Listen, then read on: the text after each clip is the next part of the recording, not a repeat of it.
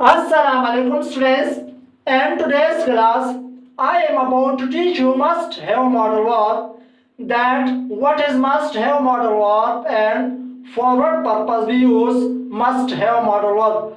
तो स्टूडेंट्स आज की क्लास में हम सीखेंगे मस्ट हैव मॉडल वर्ब के बारे में कि मस्ट हैव मॉडल वर्ब को हम कब और कहाँ इस्तेमाल करते हैं और दूसरे नंबर पर इसका उर्दू पहचान किस तरह है और तीसरे नंबर पर यानी मस्ट हैव मॉडल वर्ब में हम किस तरह जुमले बनाएंगे।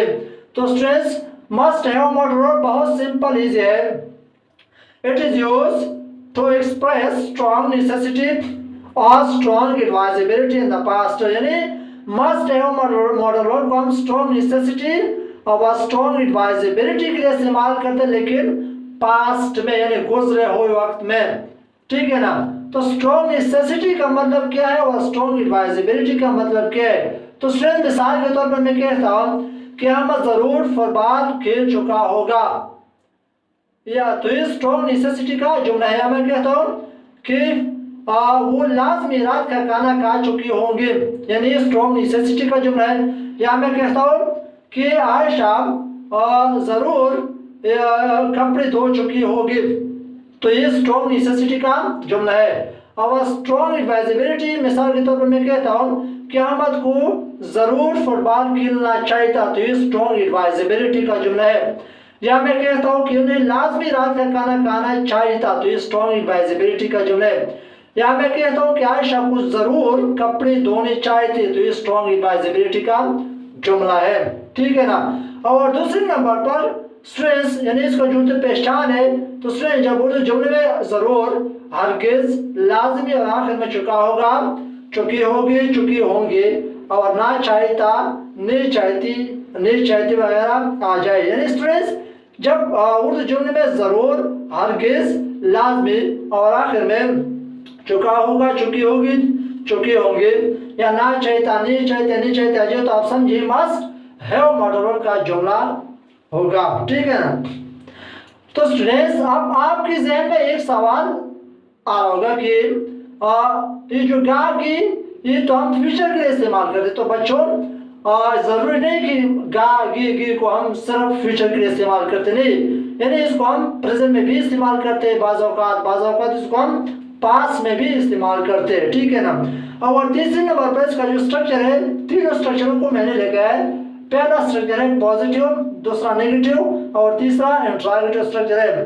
तो चलो पहला पॉजिटिव स्ट्रक्चर की तरफ आते हैं। तो पॉजिटिव स्ट्रक्चर में सबसे पहले सब्जेक्ट, फिर मस्ट हैव, फिर plus third form of verb plus subject. तो ये positive structure must have modal verb का। और दूसरा है नेगेटिव स्ट्रक्चर। नेगेटिव स्ट्रक्चर में सबसे पहले सब्जेक्ट प्लस मस्ट प्लस नोस not plus have plus third form of verb plus subject. तो दूसरा नेगेटिव स्ट्रक्चर है। और तीसरा इंट्रोगेटिव स्ट्रक्चर है। इंट्रोगेटिव स्ट्रक्चर में सबसे पहले मस्ट, फिर सब्जेक्ट प्लस हैव और plus third form of verb plus subject और आखिर में क्वेश्चन मार्क। तो ये तीनों स्ट्रक्चर है मस्ट हैव मॉडल वर्ब का। तो चलो नीचे हमने चंद जुमले लिखे हैं, इंशाल्लाह इन जुमलों को हल करने के बाद मस्ट हैव मॉडल वर्ब आपको सही तरीके से क्लियर होगा, ठीक है ना। तो स्टूडेंट्स पहला जुमला है अहमद जरूर फुटबॉल खेल चुका होगा, तो ये स्ट्रॉन्ग नेसेसिटी का जुमला है। या अहमद को जरूर फुटबॉल खेलना चाहिए, तो ये स्ट्रॉन्ग एडवाइजेबिलिटी का जुमला है। और तो स्टूडेंट्स इंग्लिश में दोनों का एक ही जुमला बनता है, ठीक है ना। इस तरह के नेसेसिटी के लिए अलग जुमला लिखते हैं या होते या और एडवाइजेबिलिटी के लिए अलग जुमला होता है, नहीं, दोनों का एक ही जुमला बनता है इंग्लिश में, ठीक है ना। तो चलो पॉजिटिव जुमला है, पॉजिटिव स्ट्रक्चर के मुताबिक चलो हल करते हैं। तो स्ट्रक्चर के मुताबिक हम सबसे पहले सब्जेक्ट लगाते हैं, ठीक है ना। तो अहमद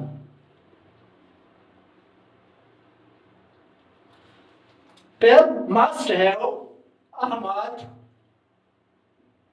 मस्ट हैव, फिर आगे क्या है थर्ड फॉर्म ऑफ वर्ब यानी play played played, Ahmad must have played, फिर आगे object football, Ahmad must have played football. तो स्टूडेंट्स उर्दू में इस जुमले का मतलब यानी इस तरह भी बनता है कि अहमद अहमद जरूर फुटबॉल खेल चुका होगा, और इस तरह भी बनते हैं अहमद को जरूर फुटबॉल खेलना चाहिए था। तो इस दोनों जुमलों का जो इंग्लिश में जुमला है इसी तरह बनते एक जुमला बनते हैं। यानी Ahmad must have played football, Ahmad जरूर फुटबॉल खेलना अहमद जरूर फुटबॉल खेल चुका होगा या अहमद को जरूर फुटबॉल खेलना चाहिए था। तो दोनों जुमले का एक ही इंग्लिश बनता है, ठीक है ना। और दूसरा जुमला है अहमद जरूर फुटबॉल नहीं खेल चुका होगा, अहमद को जरूर फुटबॉल नहीं खेलना चाहिए था। तो इसी जुमले में नेगेटिव जुमला है। तो चलो ये जो दूसरा नेगेटिव स्ट्रक्चर है, इस नेगेटिव स्ट्रक्चर के मुताबिक इस जुमले को चलो हल करते हैं। तो स्ट्रक्चर में सबसे पहले क्या है, सब्जेक्ट अहमद, फिर मस्ट, फिर आगे नॉट, अहमद मस्ट नॉट, फिर आगे हैव, और आगे तर्फ मफूल प्लेड, और आखिर में ऑब्जेक्ट फुटबॉल। तो जुमला कंप्लीट हुआ। और तीसरा जुमला है, यदि इसी जुमले में इंट्रोगेटिव जुमला है, क्या अहमद जरूर फुटबॉल खेल चुका होगा या क्या अहमद को जरूर फुटबॉल खेलना चाहिए था। तो चलो इंट्रोगेटिव जुमला है, तीसरा जो इंट्रोगेटिव स्ट्रक्चर है, इस स्ट्रक्चर के मुताबिक चलो हल करते हैं। तो स्ट्रक्चर में सबसे पहले क्या है, मस्ट, फिर आगे सब्जेक्ट, यानी सब्जेक्ट अहमद है ना, मस्ट अहमद, फिर आगे क्या है, हैव, मस्ट अहमद हैव, फिर आगे तर्फ मफूल प्लेड,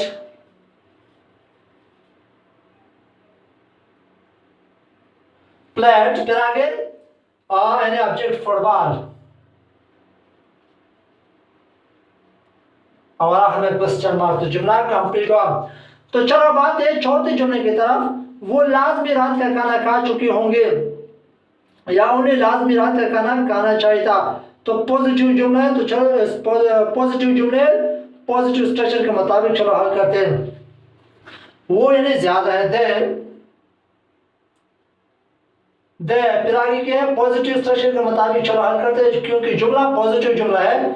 दे मस्ट, फिर आगे हैव, दे मस्ट हैव, फिर आगे तरफ मफूल ईटन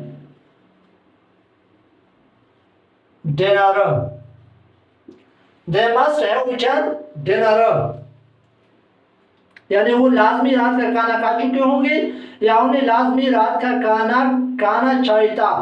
तो दोनों जुमलों का इंग्लिश में एक ही जुमला बनता है। और पांचवा जुमला है, वो लाजमी रात का खाना नहीं खाना, वो लाजमी रात का खाना नहीं खा चुके होंगे या उन्हें लाजमी रात का खाना नहीं खाना चाहिए था। तो चलो नेगेटिव जुमला है, नेगेटिव दूसरा जो स्ट्रक्चर नेगेटिव स्ट्रक्चर के मुताबिक चलो हल करते हैं। तो सबसे पहले हम सब्जेक्ट लगाते हैं,